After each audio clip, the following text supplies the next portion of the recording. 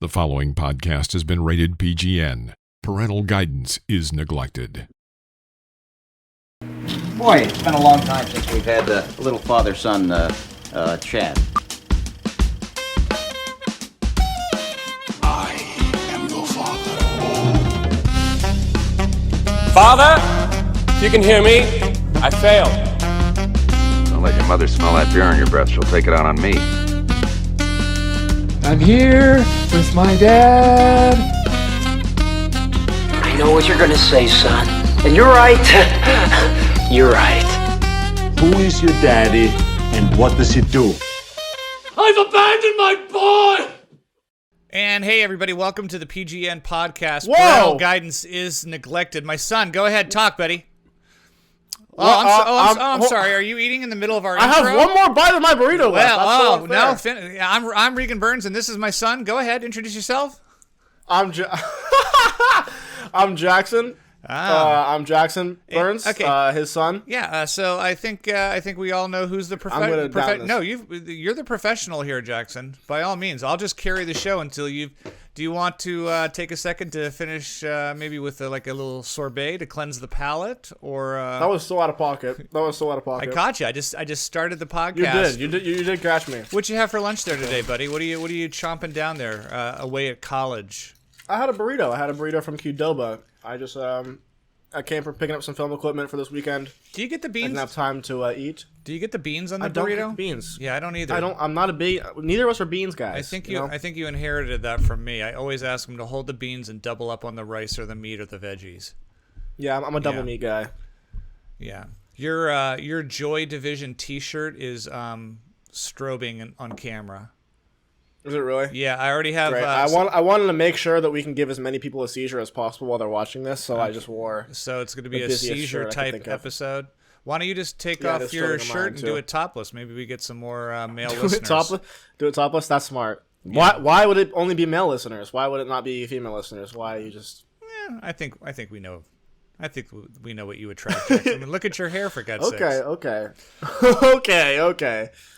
Not that there's anything wrong with that. No, not at all. Of course. This is welcome back, everyone. Yeah, welcome back. This is our episode 3. This is the PGN podcast. Parental guidance is neglected, where a father and son discuss all things films. We review, discuss old films, new films, and then talk about whatever else comes up. Right off the bat, Jackson, everyone's been asking after episode 2. A lot of heat going on. And look at that. Edison's making an appearance. Good to see Edison. Yeah, of course. We're going to have to work him in every week.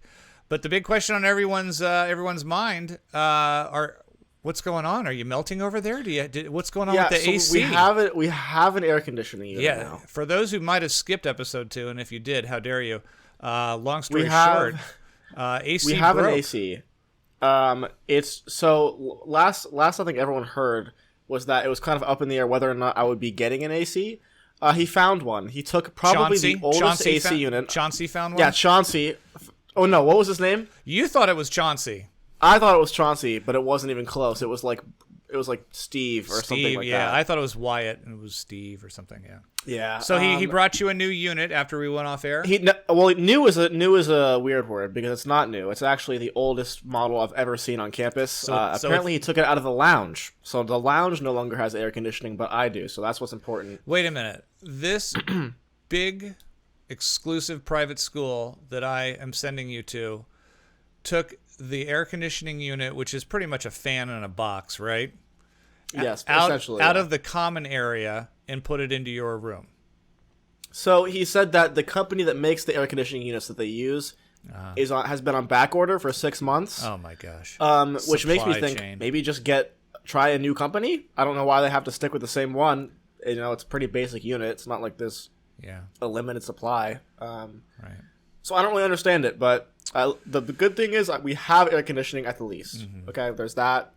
And I'll take that. I'll take it instead of, having to move out or not having one at all. Your roommate's there right now, correct, Edison? Correct. Edison comes from a pretty powerful family overseas, right? Does he have any kind of pull with the dean or anything? I don't think so. It's not the way it works. Ask Edison if there's anything he thinks his family can do to to maybe. I'm not going to do that. Why? I'm not going to do that.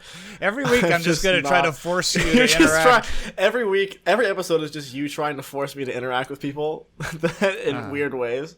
I like that. It was a good bit though. The last episode was really good. I liked our little cameo from the AC guy. Yeah. You know what I would like you to do? Is there any way you could like just maybe sabotage the toilet or break your shower head so we could just get a repair person every week. We'll just I've had to call the repair people a couple of times, and it's always been a new guy. It's funny. I've never had the same person twice. Huh. Interesting. Maybe it's because there were different appliances. I don't know if they have like specific. Oh, it's a fascinating story about how it's facets, but yeah, you have multiple maintenance people there at school. Huh? Yeah, isn't that a good story? I thought you liked that one. Yeah, that's a podcast lull right there. Hey, your mother and your sister are coming down to see you tonight, so have fun with that. They are, yeah. I will. I'll say hi. I was gonna come, but I'm really backed up on my DVR, so I'm gonna. Yeah, no, that's fine. Yeah, I got a lot of Housewives episodes to catch up on, so. That might be a good segue into a segue into one of the movies that we saw this week. Oh, well, you know what? We have to first explain why we're discussing what we're discussing. Oh, true. Now, true. I hinted that we would probably review the new Sandra Bullock, Channing Tatum movie, The Lost City. Two reasons why we're or the X, the A24 by, one with by Kid A24 Cudi, with Kid Cudi. I teased that we would review those films. We are not doing The Lost City, because I was wrong about the release date. That does not open until next week. So the big studios are giving Batman even more time to make trillions of dollars. So that one we could not even see before this show. The reason we're not going to be talking about X or the other new movie opening, which is The Outfit, which we should probably also add to our list, Jackson, kind of an art house. The Outfit? What is The Outfit? It's like a art house thriller with Mark Rylance, the guy who won the Oscar for Bridge of Spies. He was in Don't Look Up as kind of the Jeff Bezos guy. It's a British film. Those are the only two films that are opening this weekend as this podcast is airing. But apparently my son has bigger priorities, so we are actually filming this a few days before the weekend. So we cannot see the X movie yet from A24 or The Outfit. So with that said, Jackson, we were forced to watch something in the theaters that has been out for a while and is in fact one of the Oscar-nominated films, one of the few we hadn't seen yet. Which film is that? And tell us all about it, Jackson. That is The Worst Person in the World. That was the movie for this week. It's nominated for Best International Film. Which is basically Best Foreign Film. But now we have to say which International is basically Foreign Film. And nominated for Best Screenplay.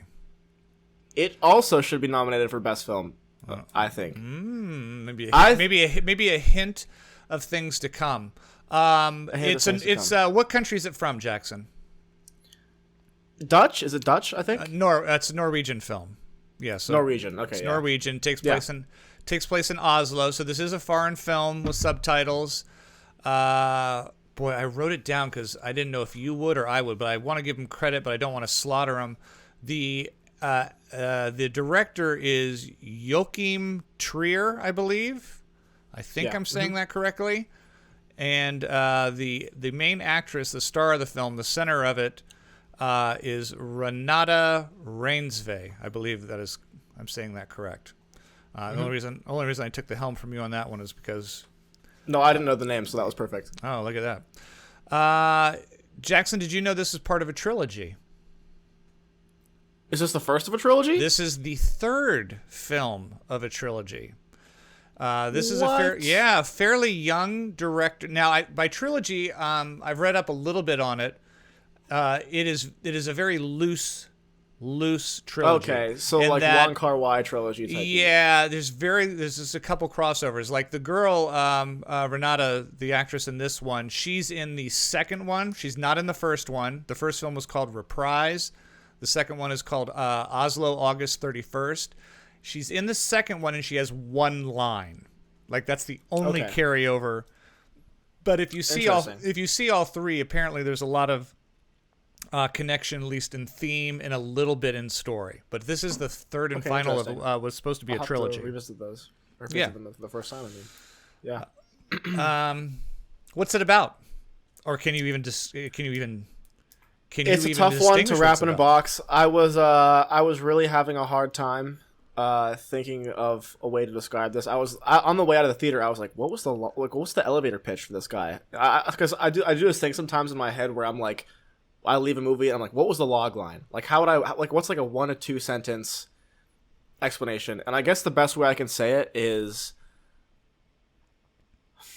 that's tough. I don't know. I would say it's about a woman and her journey to find her place in the world. I guess that's it, honestly, because I can't. So much is talked about in this film. So much is seen in this film. That would be my best. It is definitely a film that keeps you guessing because it changes tones quite a bit. It starts out and feels to me very much like a Woody Allen film. And I know you probably have never seen a Woody Allen film. I just want to say, I was literally just talking about this in the car. Okay. I'm sure that Woody Allen is probably a fantastic director. I feel like it would be nearly impossible for me now to watch a film starring Woody Allen, knowing what we know now, because I never knew him before all the allegations came out. Yeah. It's tough. I mean, I've talked to you about this before, and I'll tell our listeners, I grew up a massive Woody Allen film. You were really a huge fan. Manhattan, whatever, say what you will about what's happened, is one of my favorite films of all time. I love Annie Hall. I love Purple Rose of Cairo, Husbands and Wives, Crimes and Misdemeanors. He's got so many great films. But it is tough. Have I gone back and rewatched any of them? I don't. I don't. I consider that but I can't lie and say, he didn't affect me as a lover of film growing up.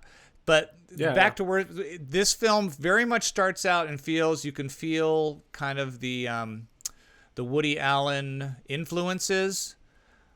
But I would say the scene where she suddenly switches the lights and decides to visit the barista, that's when I went, oh, this movie could go a lot of different ways. I also, just on the topic of influence, I also just personally saw a little bit of Wes Anderson pop up a little bit. Specifically I thought the chapters felt very Wes Anderson-y. Obviously, he's not the first person to do that.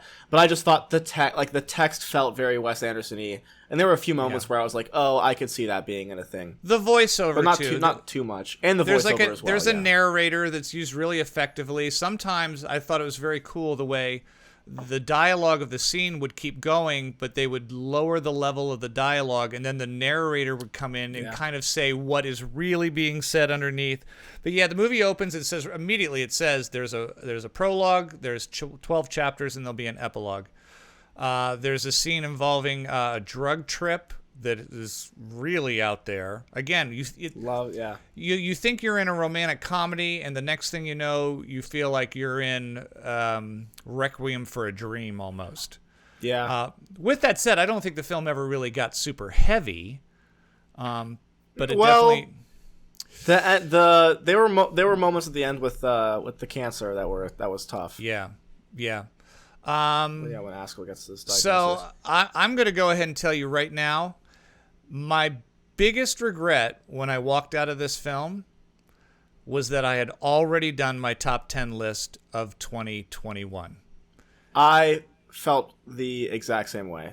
Because I'm telling you right now, I absolutely loved this film. I didn't even want it to end. This was not only one of I'm not gonna lie. Not only does this probably take the number one spot for 2021, this is very easily one of my favorite movies of all time, and I can say that confidently after it was so good. Watch. I'm not gonna knock Licorice Pizza off the list. That film to me is it really is. Maybe because I grew up in that era, spoke to me a bit more, but. If my apologies to my number 10 pick, nobody, but if I had to redo my list right now, the worst person in the world is definitely the second best film of 2021. How is this movie not getting more attention? How is this movie not... Okay, I just want to say this. I know that everyone's always like, yeah, like the Oscars don't mean anything. How are we going to put Don't Look Up on the nominee list over this film? That is criminal. Well, That's criminal. It did get a screenplay nomination. That's not enough, though. She won Best Actress at Cannes, which is not a small thing to say. But it's not surprising to me that America maybe didn't turn on to this. I think one, it's subtitles. Half the people in the world don't want to read subtitles. Yeah. And once that incredible scene where time freezes and she runs through the city. So cool. And by the way, saw an interview, no CGI. That was all 100% people frozen in stills machines. I was hoping so, because that was really effective to see, and just it was like the perfect mechanism to see where her mind went in the moment before she kind of broke things off with Axel. Yeah, Axel. Yeah. America, I can see when that happening, and especially when you get to the drug trip scene where half of America be like, I don't know what is going on. They're like, I thought this was kind of a romantic Bridget Jones girl finding her way in the world, because it starts like that. It's very whimsical at first. It's very, I think I want to be a doctor, and she decides to be a photographer, and ends up working in a bookstore. And the one thing I kept thinking about, and there's another thing I read about the film, is that the person who refers to themselves as the worst person in the world in the actual film isn't even her. It's one of her love interests. But it's obvious. I can't remember. Was it Axel or was it the barista? Guy? The barista, yeah. It was the barista, right? Yeah, he says, "You're making me feel like the worst person in the world." And I kept coming back to the title because it's such a great title for a film. Mm-hmm. And to me, what I took away from it is that does she hurt some people? Yes. Does she make some choices in her life that may have affected others negatively or herself? Yes. And we all do that. Everyone does that. And when we do it, we say that we beat ourselves up. Instead of going, we're human and we're flawed, and maybe I don't know what I want to do, and maybe, I did break this person's heart, or maybe I treated this person poorly. It makes me feel like, God, I must be the worst person in the world. But who's to say what the word? But you're not. Yeah. But you're not. Yeah, that's a good. I mean, that's what I got from the title, and I don't know if that's completely. No, that's what I took away. I got the same thing as well. One of the two. When I know I brought this up last time, but like there's this app called Letterboxd where I post all my movie reviews, and everyone's profile, you have like a top 4 movies of all time. You can just see like a quick top 4, and if you look at my top 4, there's like a very specific characteristics that fall in each of them, and it's complex characters, nudity. Yeah, lots of nudity, and which this had, by the way, which this did have, and unconventional movie endings, and this had both of those and then some. This I can't even describe how amazing this movie was. This is in my number 4 spot now, by the way. If you go to my top 4, this is my number 4 movie of all time as of right now. I could not get enough of watching this person's life. It was like, there was just so many. I mean, just talking about the moments right now that stuck out to me. The scene at the wedding party where she crashes when she meets the barista. I can't believe I'm forgetting his name again, but that was a great scene. I love the shot of the cigarette smoke going into his mouth. Yeah. There was just so much just to say there. I loved the shrooms trip scene. That was phenomenal.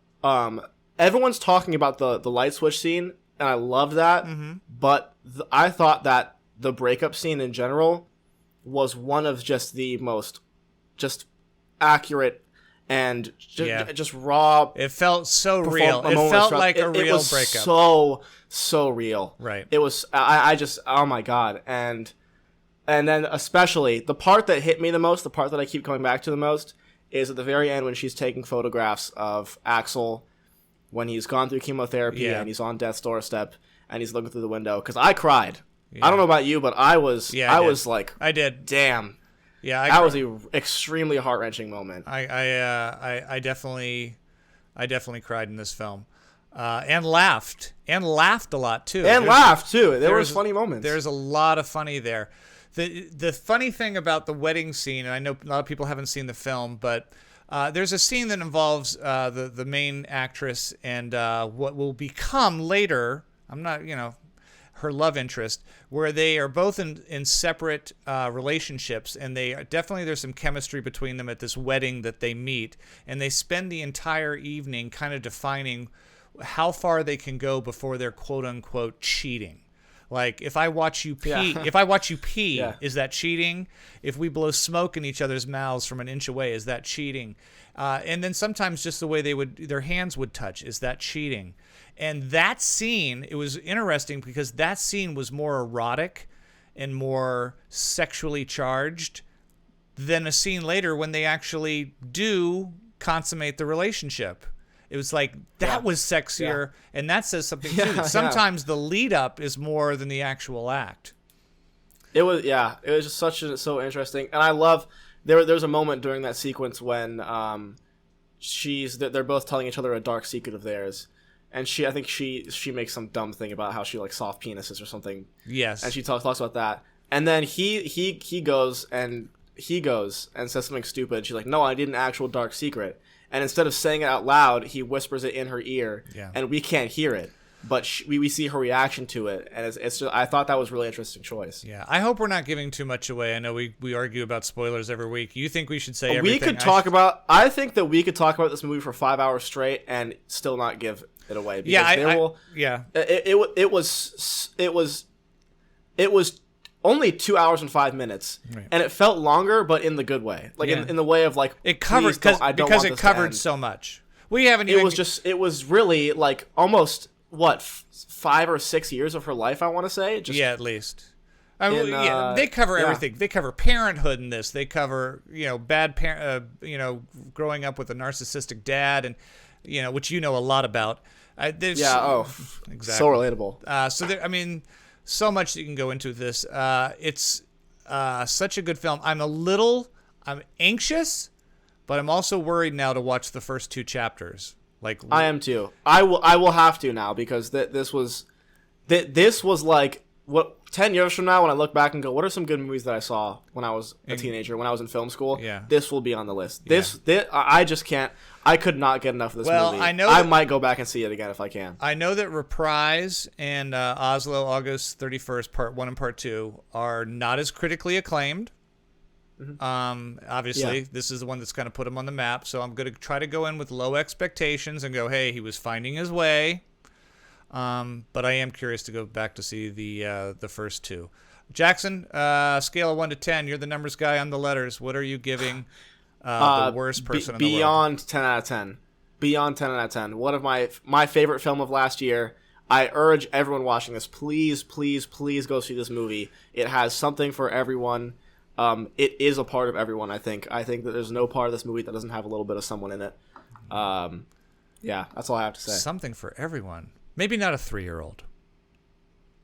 Yeah, maybe don't bring a 3-year-old. 4 and up. Something for every. Something for every.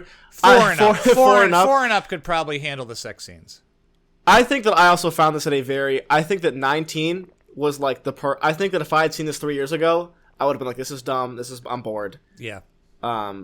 I saw this at a very, very, very good time in my life, I think. Yeah, it's a really well-written female character, and it is written by a man, from a man's perspective, and we are men talking about this, but it felt pretty authentic to me on this end. Have you heard of the Bechtel Test before? Heard the what?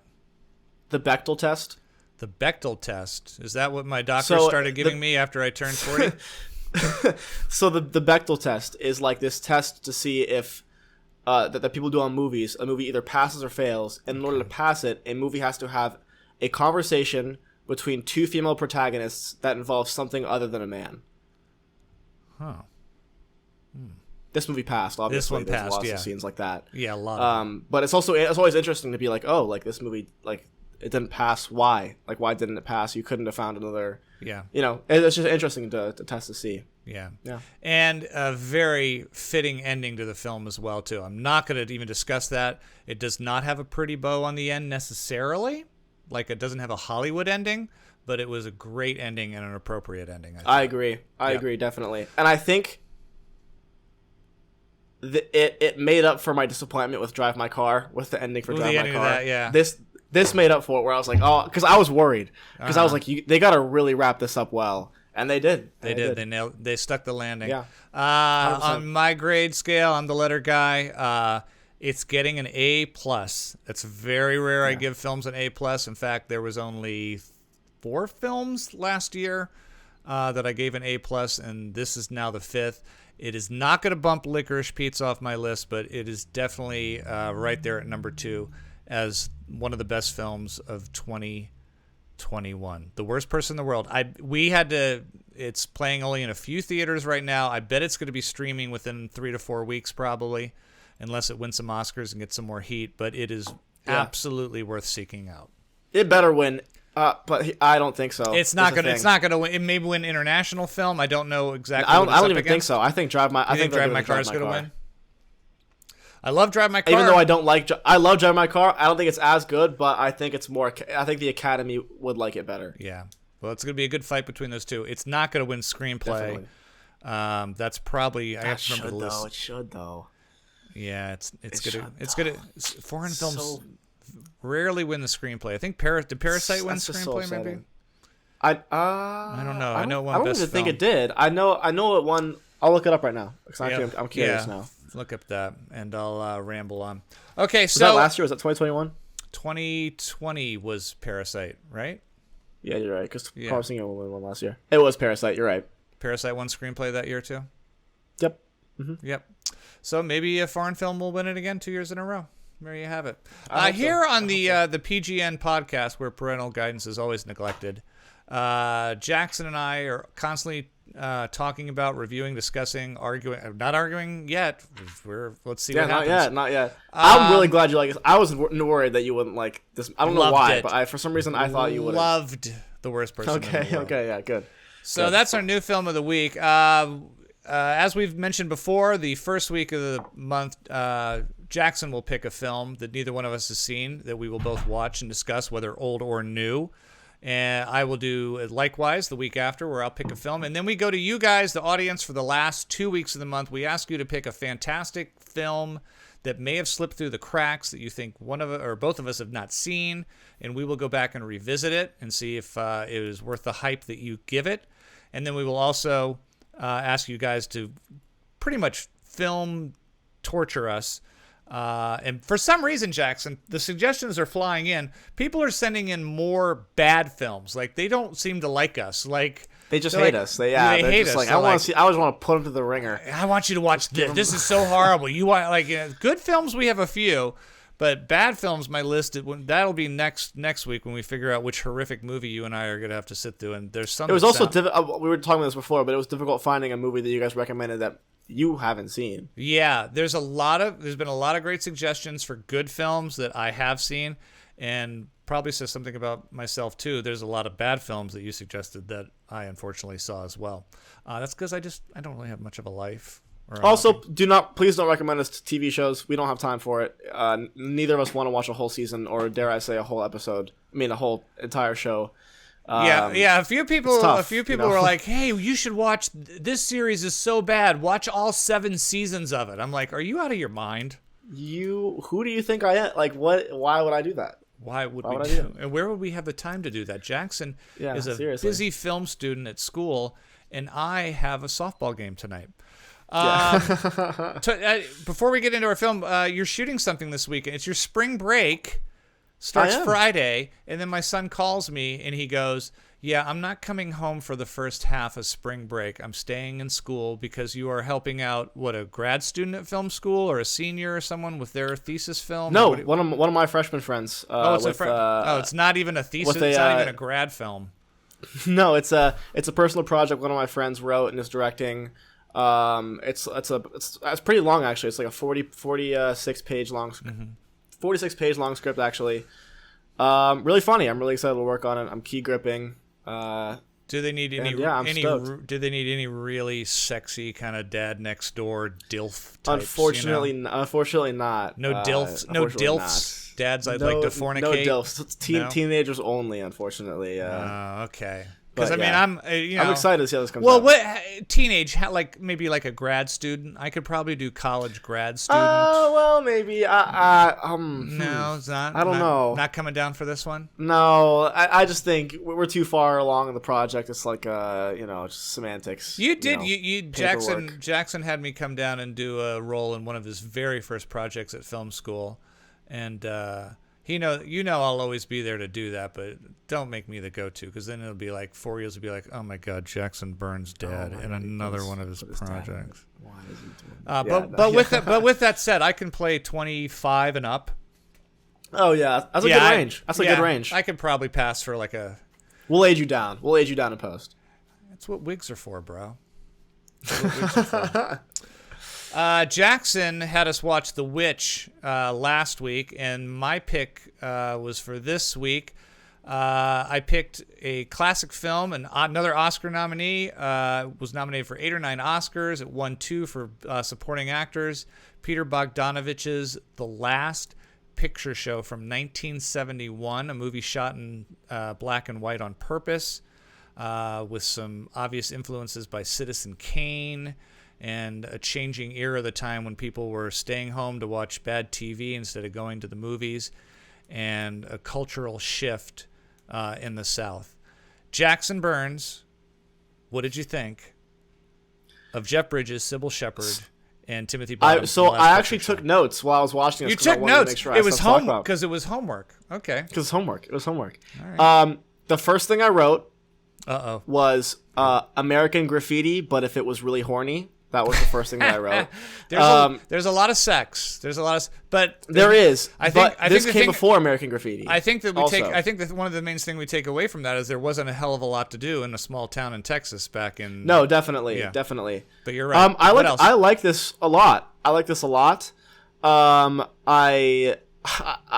it a lot. I think that what Bogdanovich was able to capture was really just beautiful. This really like changing of the times.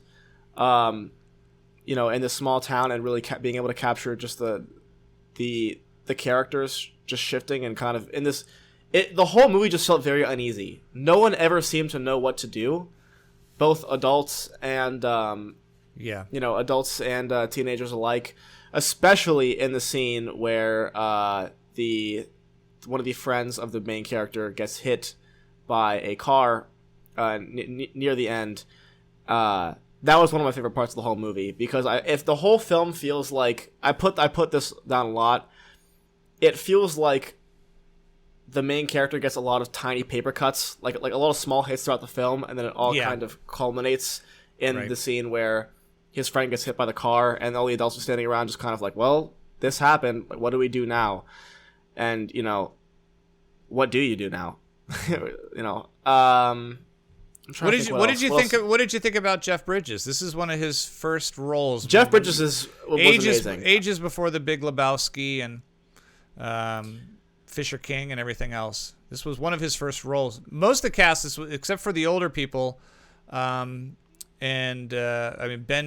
Johnson, who won the Oscar for it, was a Western actor at that point in time. He was a cowboy on the screen, and I think Ellen Burstyn and Eileen Brennan and Cloris Leachman had done some stuff, but this one really catapulted their career. But it's all the young people. Timothy Bottoms. This was Sybil Shepherd's first film. Did you know that Timothy Bottoms, who played was it Shane or the main guy in Last Picture Show? That was his real life brother who played the mentally handicapped Billy, who got hit by the truck. That's his real life brother. They were both great. They were both really, really great. I wrote down, funny you asked about Jeff Bridges. I wrote down specifically Jeff Bridges is incredible. I love Jeff Bridges. He was great in this. Yeah. I love that. There was one. Go ahead.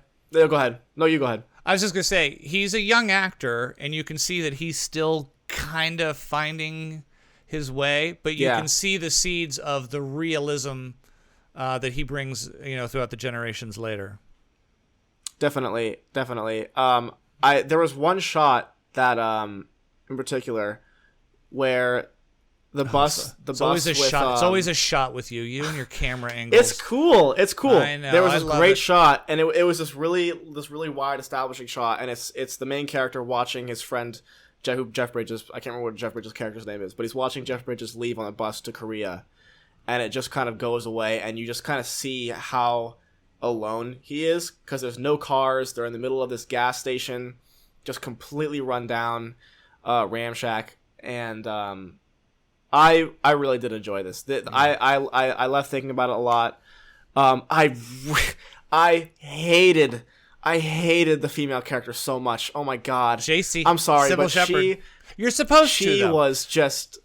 You're supposed to, but I didn't blame her. Like I mean, I did blame her at points, but you have to look at what she is, and she's trying. They're all trying to find a way out of this, and the older people are realizing. The older people, the pool hall owner Ben Johnson, and we find out obviously later in the film that Ellen Burstyn, JC's mother Lois, they were in love at one point years and years ago, and that never happened. There's a real sense of loss in the film, and there's a real sense as well of that these kids, as badly as they want to get out, whether Dwayne wants to go marry JC and work for the oil company, or the guy who's having the affair with Cloris Leachman, he wants to find out what true love is, and it's they're not going anywhere. There's a real sense of it's so claustrophobic. Death. Yeah.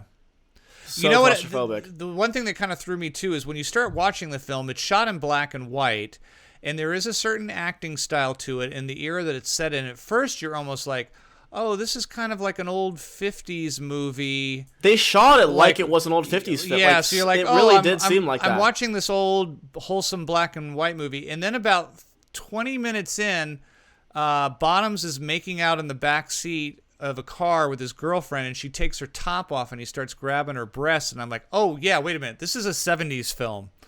And then, then you get all the nudity and the sex. You're like, oh. But at first I was like, this is going to be kind of a rebel without a cause, kind of, a wholesome teenage movie. And then speaking of the sex, I mean, every sex scene is so robotic and detached, whether it's in the car or when they hire the prostitute for the mentally challenged boy Billy. When they hook up in the hotel, when Jeff Bridges hooks up, it's all robotic. And really, and even when Cloris Leachman, the older coach's wife, has an affair with one of the high school kids, that's even robotic. But the most romantic stuff with them she started crying. Yeah, it was when she starts combing his hair. That's the most intimate moment is not the sex. The sex is just, they're just trying to find a way to get out, and sex ain't doing it. No one wanted to do it. No one wanted to do it with each other. It all just felt like this is all we have to do, and this seems like the only escape. Did you? That's what it felt like. It felt like people trying to chase this what they thought would be an escape from reality, but it ends up just being fine because it was the 50s and no one knew what they were doing. Did you pick up on the nod to the homosexual character in the film? Did you? No. It's Dwayne? Nope. No. It's very, very quick. Very quick. Wait, don't wait. Give me a second to think. Who in that movie was homosexual?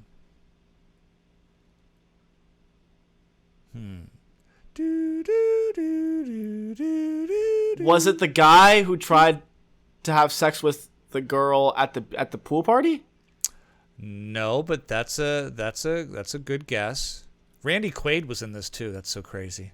Young I don't know Randy any of these Quaid. people. You keep saying names. I don't know any of these people. Well, I feel. I'm not good at actors' That's names. why this is Parental Guidance is Neglected, buddy. 2 generations. DNX talking it out.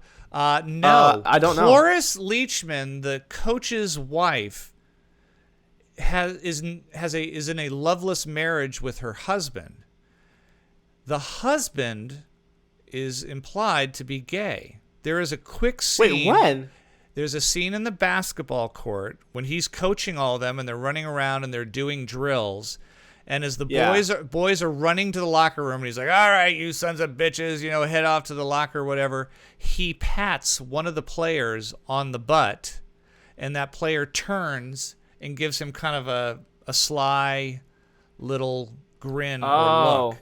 And that is that's the only thing that they could do back in that era, even in the 70s, I guess, to imply that. Maybe they could have done more in 70s film, but for that era and that film, the style of film, that is just a little indication. Way over my head. Yeah.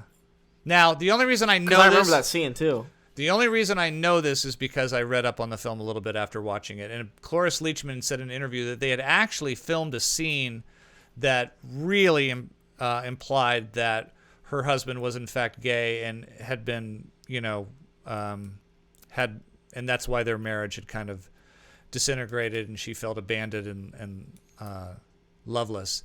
But they never showed that scene. But the one they kept in is, if you will go back and watch, he gives that kid a little smack on the butt. Huh. I'll have to go back and see that. That's so interesting. Yeah, interesting. I really, really liked the film. It held up really well. It wasn't like I went, it's not.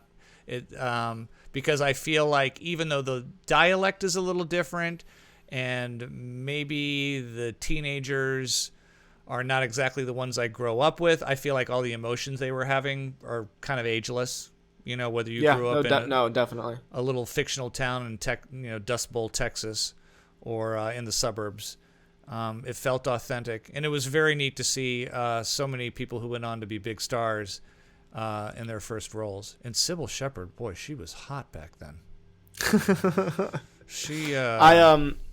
There was never mind. You keep going. I was going off topic. Keep going.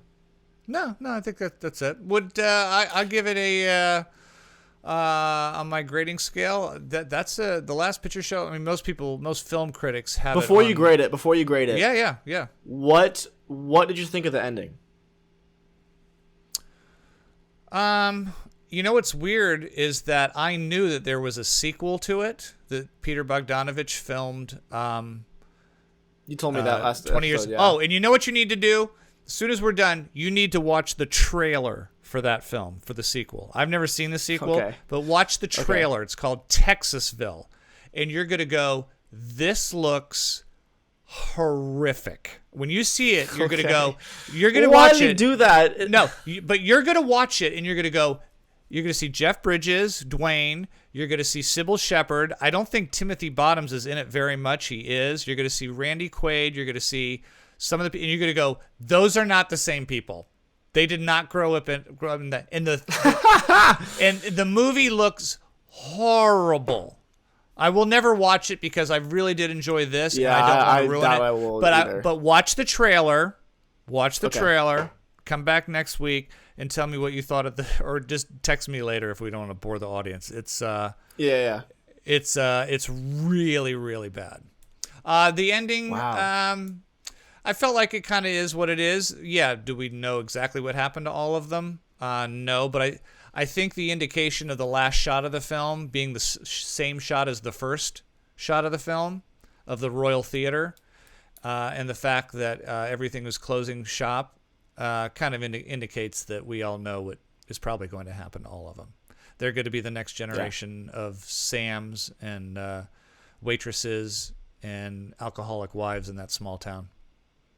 Yeah. On my grading scale, I was going to say most critics have this on their list as some of maybe the top 100 films, American films of the last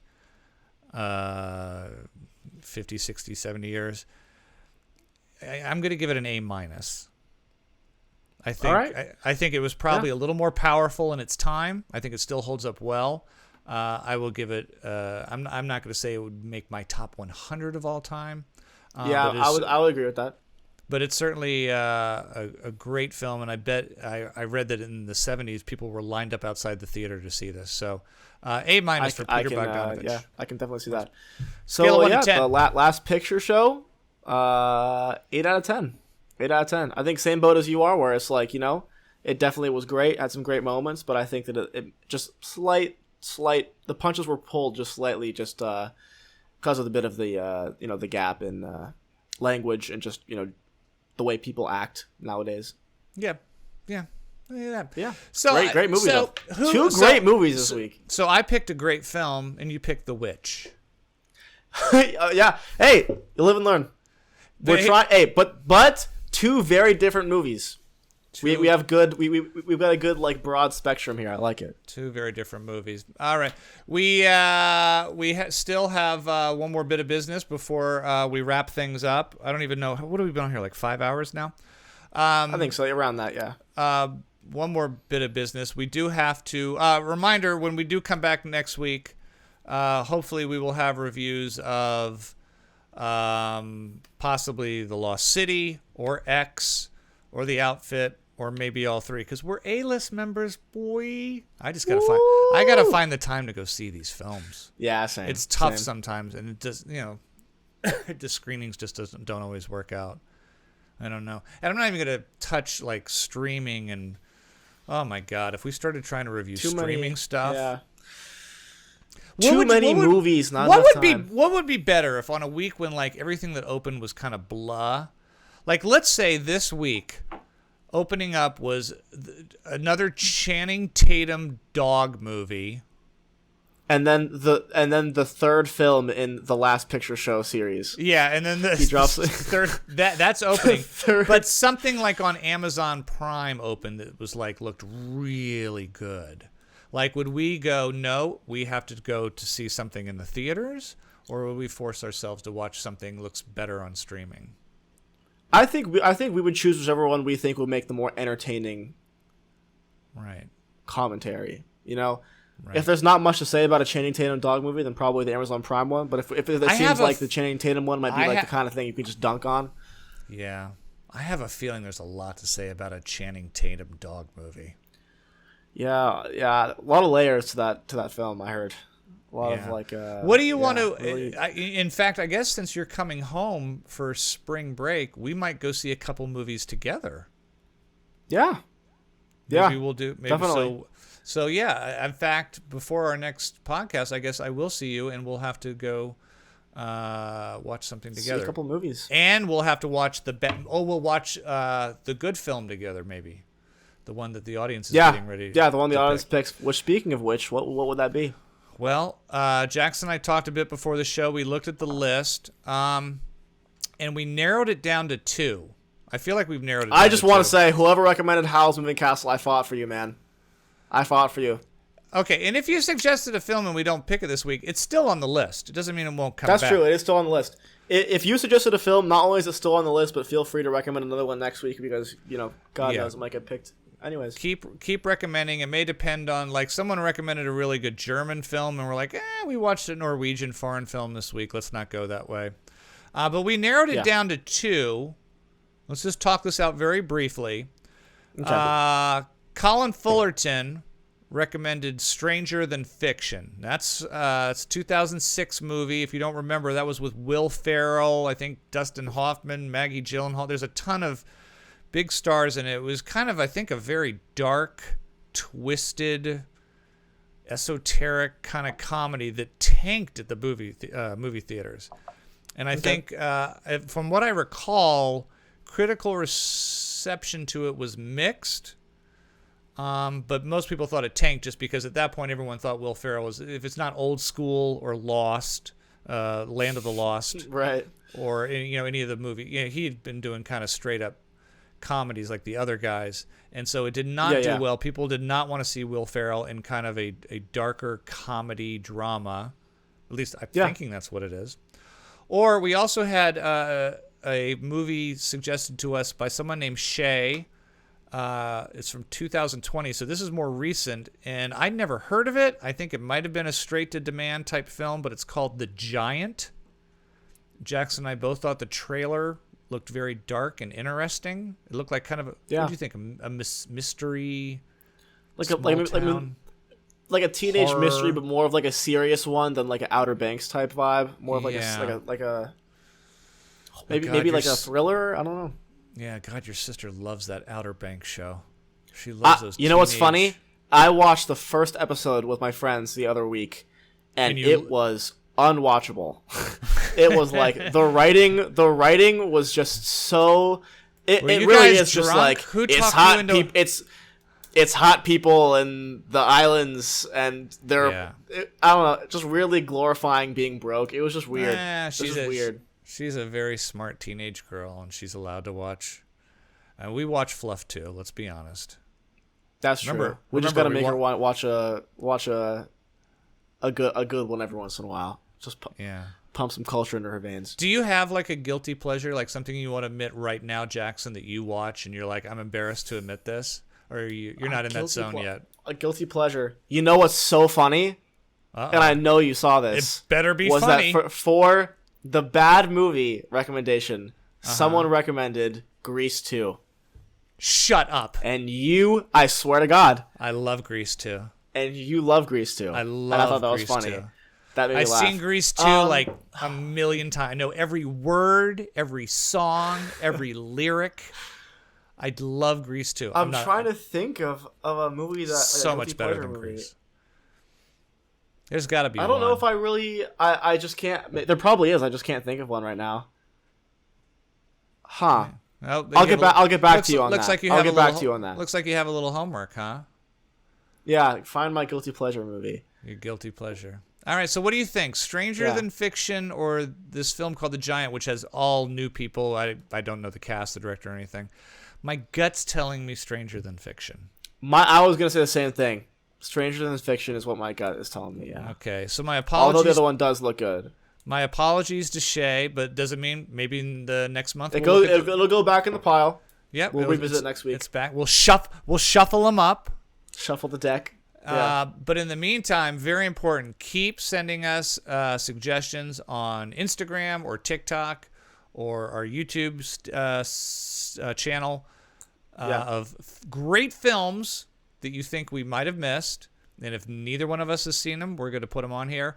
Or what do you want to force us to watch? What's the Clockwork Orange? Horrible. Eyelids forced open to sit through this excruciating experience. All right. Do you need any money? I always need money. Okay, so I'll transfer over a few $1,000s to you. Yeah, sounds good. As soon as we get off the air.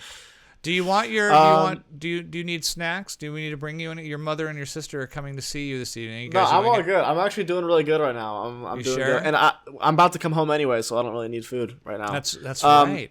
Oh, before and you we know log what? off. Go ahead. What? No, go you first. Then I was going to say next week is the first time we're doing the podcast in the same location. In the same location. We'll have to really figure that out next week because I have no clue how it's going to work. Maybe I will they'll think we're in a different place, and then I'll just lean in like this, and my head just comes into the other frame. And they're like, we'll have to figure that out. What's happening right now? All right, what were you going to say? I rewatched The Lighthouse this week. Oh, jeez. And it is just as good. I just want to say it's so good. It's so good. You're such a snobby film like Robert Pattinson staring into the lantern and like yelling with the overexposure and the harsh noise in the background. He's just losing. Oh, it's so good. It's so good. How can you not? Man, you know what so good. You know what I watched this week? What'd you watch? I watched 10 minutes of Judgment Night with Cuba Gooding Jr. and Dennis Leary. What is Judgment Night? What is that? And ladies and gentlemen, that is exactly why this show is called Parental Guidance is Neglected. Gen Z versus Gen X. I'm Regan Burns. This is Parental Guidance Neglected. Thanks for watching. Thanks for watching, everybody.